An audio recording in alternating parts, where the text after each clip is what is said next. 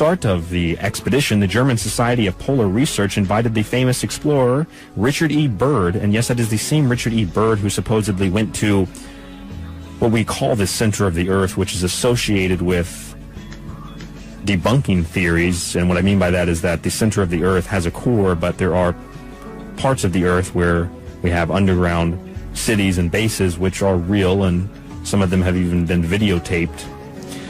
So they invited Richard E. Byrd to Hamburg, where he showed expedition members of this expedition that was going to be taking place documentary of his Antarctic exploration and told them what conditions to expect.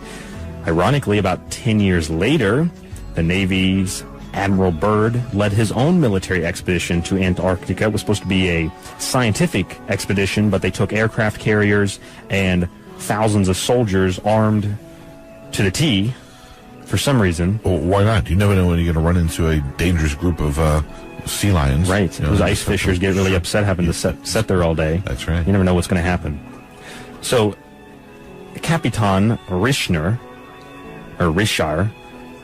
renamed the area Neuschwabenland in honor of his flagship Schwabenland, a floating laboratory that belonged to the Lufthansa airline company. It carried 2 amphibious aircraft, about 10 tons each. It's well documented, part of a scientific experiment, if you will. Now, Rischner's expedition were under direct order of the Reich Marshal Hermann Goering, Rudolf Hess, and other influential members of the secretive Fool Society. We've heard about the Fool Society before. We've done segments on the Fool Society. Also involved with the Vril Society and the Theosophical Society. Was that the Full Society? The Thule Society, Thule. They actually were a big funder of the German Nazi Party rising to power. Officially on a mission to study the feasibility of whaling in those waters, Richter proceeded to drop small swastika flags along separate flight paths to the southern pole, eventually staking out more than 600,000 square kilometers for the Reich. Richter was fascinated by reports from that other guy named Waddell. One of his reports in 1823, Waddell wrote, I quote, "The ice in this region had completely disappeared. The temperature is mild, birds were observed flying around the ship, and groups of whales frolicked in the wake of the craft." And, end quote. It has been suggested that the Richter expedition found just such a place, one that contained huge ice caverns filled with warm water and living plants. Have you ever heard about this before, Nick? No, this is new. This is new stuff. Have you ever heard of the hollow earth theory? We talked about hollow moon last night. Have you heard about the hollow earth? No. You've never heard of the hollow earth theory? Have not. Interesting. I guess a lot of people believe that the center of the earth is hollow and there's a sun in the middle, which is kind of symbolic because the core is the hottest, but it's a lot of dense metals. But as I mentioned before, the hollow earth in another way is really just caverns, within the crust of the earth. Sure. So reportedly, these Germans discovered areas containing caves, one of which was reported to have led to a large underground lake warmed from geothermal heat. Persons in both Norway and Britain were aware of these ice-free areas, but chose to suppress the information. They left them off of maps to prevent other nations from laying claim. Antarctica, theoretically, is the perfect secluded hideaway, as it is approximately 5,600 miles from Africa, 4,760 miles from Australia, and 1,870 miles from the southernmost tip of South America. Richter and Schwabenland returned to Hamburg in April of 1939, but with war fears rising that year and Hitler's attack on Poland in September, the German expedition was quickly forgotten, all but by the higher Nazi command. By the mid-1940s, submarine bases had been built in Neuschwabenland that became the sites of a great buildup of supplies and materials in addition to servicing U-boats operating in the South Atlantic. This site served as the southernmost point in a Nazi triangle of influence including South Africa and Argentina, which is where some people reported seeing Adolf Hitler and Joseph Mengele, the Angel of Death, after the war was over. This major base became known as New Berlin, or Base 211. This new base in Antarctica, and this is all documented and this is all well true. The further extent of this story is what we're trying to uncover. German Navy Grand Admiral Karl Dönitz stated in 1943, quote, "The German submarine fleet is proud of having built for the Führer in another part of the world a Shangri-La on land, an impregnable fortress." The Norwegian Nazi Vidkun Quisling, at the trial of Nuremberg in 1945, stated, and I quote, "I believe I fought for a just cause and I refused to run away from my responsibilities when the Nazis, shortly after their final collapse, offered to convey me aboard a submarine to safe refuge."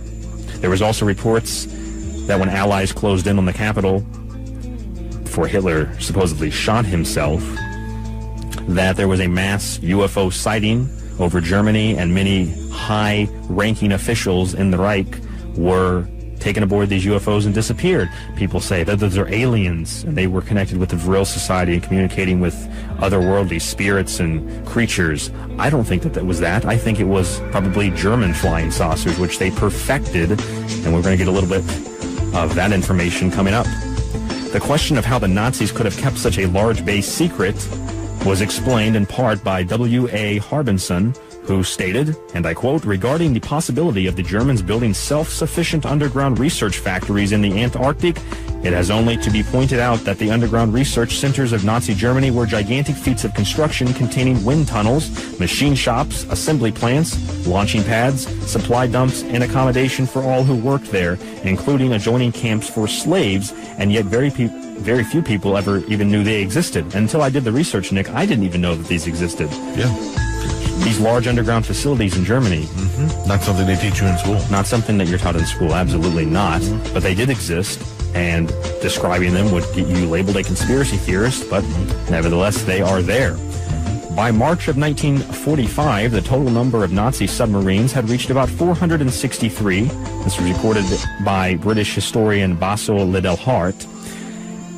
Of those 463, about 159 U-boats surrendered to the Allies, Nick. 203 were scuttled by their crews, and this left about 100 Nazi subs that were unaccounted for at the war's end. Wow. Now, in relation to Antarctica, check this out. An unmarked German U-boat surrendered to the Argentine Navy on June 10, 1945. Exactly 1 month later, a U-530 surrendered at Mar del Plata in Argentina. Just over a month later, on August 17th of 1945, the U-977 also surrendered at Mar del Plata. That same month, another sub, the U-465, was scuttled off the coast of Patagonia. These were large subs designed for transporting quantities of supplies and material. Even the U-530's chief torpedo officer, Wilhelm Bronhat, revealed that his sub had landed at Antarctica, offloaded several crates that they believe contained documents as well as Nazi relics. What do you think about the testimony, even at Nuremberg, about the submarine bases and going to Antarctica? Yeah, very, very interesting. Also, the fact that there were so many that were unaccounted for. So now you've named like 4 that had surrendered or had been caught. But what about the other 95, 96? What about the other 95 or 96? Yeah. Where are they at? There could be these submarines floating around right now in certain parts of the world, and they don't even know the war's over. They're not really sure what's going on. They're just waiting for the next battle. Still waiting for the next battle. Yes. Then there was 2 expeditions which did take place, or supposedly one of them took place. The other one was a definite. In 1947, the expedition by Admiral Richard E. Byrd, and also a British Special Force unit, I guess, was sent to Antarctica in the late days of 1945 as well, and that was well documented. Now, Robert Byrd wrote in 2005, so just not too long ago, he said, Operation Tabarin, named for a Paris nightclub, was activated as a measure of monitoring German activities on the Antarctic continent. The known British bases, which the British apparently had bases there as well, were mainly in the Antarctic Peninsula in places such as Port Lockroy and Hope Bay and on the islands surrounding the peninsula. So now we have British bases as well, Nick. Right. And you said that there was very little remnants found of the, or evidence found for the Nazi bases, but there was that one ice sculpture of the swastika they found. Right. Yes, that was found. Yeah. It was interesting because there's a lot of books written about this, and I had, it's funny how the universe works, because I had picked up this story, and then I was reading a series called Area 51. And in the story, they talked about how these guys went to Antarctica. There was an expedition like this, and they went down into these large underground caverns and found fleets of German UFOs, which the Germans had perfected. They weren't alien technology. Right. It was human technology. Right, right. And Hitler was obsessed with producing this alternative energy. Yeah. Alternative free energy, something we're going to talk about. It's funny because a lot of people think that the Vril Society were connected with these interdimensional spirits. The women of the Vril Society never cut their hair. They let it just grow out. And they thought that that was like an antenna to connect them to these spirits or whatnot. And many people believe that, especially that sighting over Berlin, that these UFOs were aliens and helping the Nazis, who were extremely deep into occultism, the hidden, what wasn't necessarily on the surface, and people think that the aliens helped them. It's also funny that Nikola Tesla, who developed free energy or free electricity, believe that maybe aliens helped him as well. According to an unnamed survivor, a member of the British Special Forces, there's a whole extensive story about this man. He went to the Falkland Islands for a special Arctic training.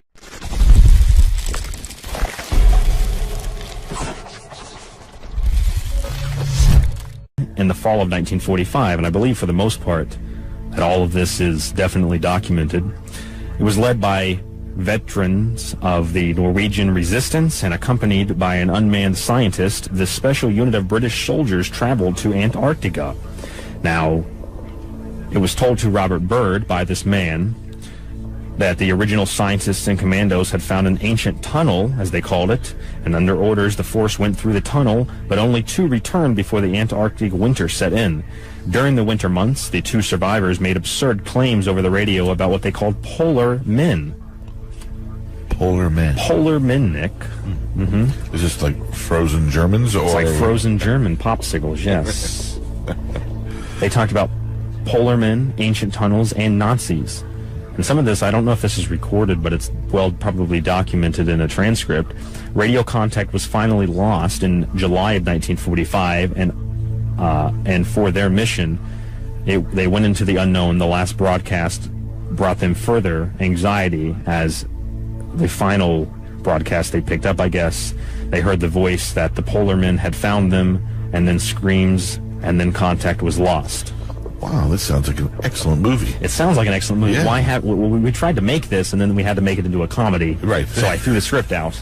Is what had happened there. Yeah, it's really kind of amazing though when you think about it. It is an amazing story, and whether or not this is true, based on some form of fact, some form of mythos, it's an interesting story, and someone wrote this somewhere, whether it was based off of facts or Right. they had an amazing imagination. Yeah, and I find it very interesting that this is the first time I'm ever hearing it. Right. This is, and you know what? That is actually something that makes me think. Not just because you maybe haven't heard it, but there's probably a lot of people who haven't heard it. Even in my research, this does not come up very much. Right. And when it does, it's all about, well, these are just aliens from another dimension or another planet. I'm trying to take it a step further, and when I look into this, I find that issue is that not many people know about it, which might mean that it's actually closer to the truth than we think. Right. Because a lot of times these stories like Area 51 and Roswell, they're pushed so much into the public spectrum, into the public forum, that everyone knows about it, everyone's got their own opinion about it. And yes, that may be done to discredit it more so because everybody's got their opinion about it. Right. But then it also might be done to cover up another fact, and stories like this might be covered up so well that nobody knows about them. Right. And if you know about it and no one else knows about it, even if it is considered a conspiracy theory in the alternative realm, and you know about it, you get labeled even crazier than the conspiracy theorists. Sure. Well, this is all research that was documented, obviously, by someone. And if the government or whoever it may be doesn't want to show up in textbooks and let it be known by anyone, well, then that's going to happen. And there's a part of this which is well documented. Harry Truman even tried to stop this expedition, and his military advisors advised him, you do not do this. We will go through with this military expedition, aka scientific research, but we're going to send down aircraft carriers and bombs and missiles and mines, and we're going to just send a whole military down to Antarctica because we need scientific photographs. Yeah, which they obviously needed also for the Icemen. For the Icemen, the polar men. Polar men, The yes. polar men. I like that. So this survivor, Nick, he went on to describe tunnels. He said the Nazis had constructed a huge base into the caverns and had even built docks for U-boats, and one was identified and one was identified, supposedly, one of these U-boats. They never gave a number. Still, the deeper they traveled, the more stranger visions they were greeted with. They were down in one of these tunnels. The survivor reported that the hangars for strange planes and excavations galore had been documented. Robert Byrd reported. Now, a lot of people say, well, it's really cold down there, they would have died. Well, right. This is heated from geothermal heat from inside the Earth. Yeah. This account of an anonymous source by Robert would be easy to dismiss, except that the details closely match a separate account given by the U-boat 530's captain, Bernhardt, as published in his book 1988, or his 1988 book, Adolf Hitler and the Secrets of the Holy Lance, co-authored by Colonel Howard Boischner, a respected New Orleans physician and former medical officer with the U.S. Army's 45th Infantry Division, during World War II. According to the story, on May 1st, 1945, a Colonel Maximilian Hartmann delivered the ashes of Adolf Hitler and his still-living wife, Eva Braun, to the commander of the U-977 U-boat to be sent to the Nazi base in Antarctica. Now, just because we haven't, people say, well, we would have found it on satellites by now if it existed. Well, just because we haven't found it officially doesn't mean that it doesn't exist. Of course. Yeah, and who's to say we haven't found it? Exactly. All it means is that they haven't told us about it. Who's to say? I mean, does the everyday average person have access to military satellites and thermal imaging? Exactly. No. So just because we have no evidence in the public spectrum, even in the private federal spectrum, in the black budget programs that monitor or possibly monitor this kind of stuff, just because it's there, they might not even understand fully what it is. Right. Because you haven't even heard about this. Not at all. Some people probably haven't heard about this. It's not necessarily that this base, even if it was true, that it was established for any type of control or any type of power. It could have just been established for something a little bit more, something hidden, something occult. This strange tale also included an account concerning the recovery of the fabled Heilige Lance, or Holy Lance, also known as the Spear of Destiny. Do you know what the Spear of Destiny is? No, I do not. That is the spear that the Roman soldier, I don't know how to pronounce his name, Gaius Cassius, or Longinus, by legend, he shoved it into the side of Jesus while he was on the cross to shorten his agony. Yes. And supposedly it's in the Hofburg Museum in Vienna, but in this story it says that one is essentially a fake. But it is true that Hitler was desperately looking for this spear because you could use it for good or evil in a way, and it had an incredible power to it. Interesting. Now back to Boichner, he said he saw the logbook, or he was, shown the logbook from a 1979 expedition to Antarctica. There's another one in the 70s, which used helicopters to reach the deserted Nazi base. The logbook stated as follows: "Our lights penetrated the steel tunnels, which extends for approximately about 10 meters. When we arrived at the end of the tunnel, we find ourselves in a huge cavernous area. We penetrate into the cavern, the distance of about 300 meters. It is at this point that we came to a smaller cavern, which turned towards the right and ended up in a room approximately 80 meters in width and 10 meters in height. It is here that the Reich treasures are hidden. At this point stands a small obelisk, about a meter in height, which marks the spot. There is an inscription which reads as follows, quote, 'There are truly more things in heaven and parenthesis in earth than man has dreamt. Beyond this point is Agartha, signed by Nazi occultist Karl Haushofer in 1943. Do you know what Agartha is? No. Agartha is like the city of wisdom. I think it is symbolic and it is mythological. And the terms of Agartha is also associated with the people that lived inside of the earth, the white brotherhood, if you will. White like the Aryan race, in a sense. Right. Talked about by the Theosophical Society, and all of that we're going to get to in just a moment. It also talks about 4 items, at least 4 of the items that were recovered from Antarctica were the Holy Lance, a bronze plaque prized by Hitler, a 1934 watercolor painting by Hitler entitled, quote, Germania and the Appointment of the Gods at the Beginning of the World, end quote, and the infamous blood flag, a sacred Nazi relic from the 1923 beer hall putsch. And while all of this could be chalked up to some sort of fantasy, It fails to explain the well-documented 1946 to 1947 military expedition to Antarctica, codenamed Operation High Jump, led by Admiral Richard Byrd. The task force was under the command of Admiral Richard H. Cruzen and continues to be the largest Antarctic expedition ever organized. It remains a mystery that convinced the Navy to fund this massive task force to Antarctica, or why it was rushed into operation so soon after the war ended. Harry Truman tried to stop the expedition, but was compelled to rely on the advice of his military advisors to hold back.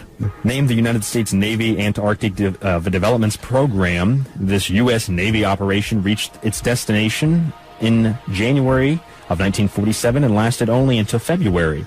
This force consisted of, listen to this, they sent this expedition to Antarctica to supposedly study science, some type of science expedition, take photographs, and map out the terrain. Okay.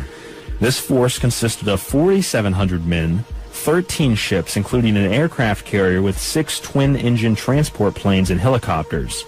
Byrd made it plain that the operation's objectives were not diplomatic, scientific, or economic. According to the military, the expedition was hastily mounted to take advantage of the first Antarctic summer after the war. Near the end of January of 1947, a two-pronged Renaissance sweep of Antarctica, an ice-free area, was discovered by one of the force's flying boats. Byrd described it as a land of blue and green lakes and brown hills and an otherwise limitless expanse of ice. The news, which this is a true story, the news deemed this Shangri-La, which is another form of Agartha or Asgard. The deaths of several members of this task force were never fully explained. They didn't even say that, well, it was just the cold. They said that they died in plane crashes and they blew up. I don't know what blew up. Blow up. That was the explanation. They said, what happened to these guys? And they said they blew up. I don't know what. Yeah, that could mean a number of things. It could be a number of things, Nick. Yeah. Another fact that undermined the argument that the expedition was merely for exploration was that while members took more than 70,000 photographs of the Antarctic coastline, none were made with the reference markers necessary to match the photographs together for comprehensive view. They later went back and sent a very small task force of just a couple of people to go photograph the same area. Right. So Richard Byrd, upon his return from Antarctica, warned of the possibility, listen to this, the possibility of an attack from the polar regions by aircraft of incredible speed. It was reported on March 5th of 1947 in the edition of El Mercurio in Santiago, Chile. The reporter Lee Van Atta, who had accompanied Byrd, wrote, quote, Admiral Richard E. Byrd announced today that it is necessary for the United States to put into effort defensive measures against enemy airmen who come from the polar regions. The Admiral said, I have no intention of scaring anyone, but the bitter reality is that in case of a new war, the United States would be in a position of being attacked by aircraft that could fly with fantastic speed from one pole to the other. His manuscript was made public in 1970, Richard Byrd, that purported